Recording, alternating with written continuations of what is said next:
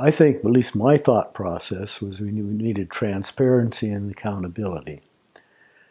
The agencies had to have accountability that if they had a project and they were spending substantial sums of federal money on studying that project, they had to make it transparent. They had to publish documents that said what their plans were, give estimates of what the costs were, identify what the alternatives were.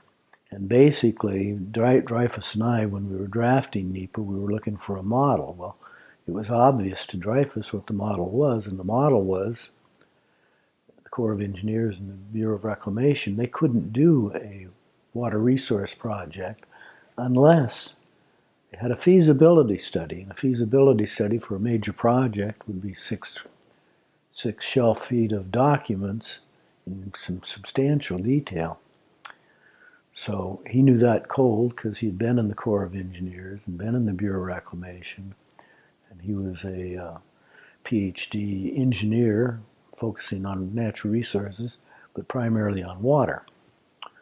So that was the model we followed and mandated that on major federal actions having an impact on the environment, that was the way they had to go, with hardly any adjustments at all.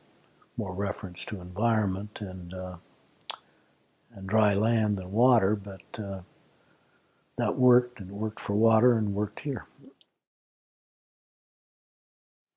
Well, the only people besides Scoop and a few others that were favorable to it, that had an interest in the subject, and there weren't even very many of those, good liberal Democrats you'd expect, would be in favor of it, want to speak about it, make a big deal out of voting for it. That wasn't even present. The only other member of the Senate who had an interest in it was Senator Ed Muskie. He was on the Pollution Control Committee, was chairman of it. And his interest is that he thought Scoop was stealing his environmental thunder because he was Mr. Environment, author of the Clean Air Act, the Water Pollution Control Act, and because it said environmental policy in the title, he was, by God, going to be informed on it, going to talk about it, and accuse Scoop of stealing his committee's jurisdiction. Well, he did, and Leon Billings was Muskie's staff guy, and we settled it by accepting an amendment from them to create an environmental quality office in the White House. And at the same time, contemporaneously, EPA was established. But they didn't want to mess with EPA because that was too controversial from the industries that were regulated.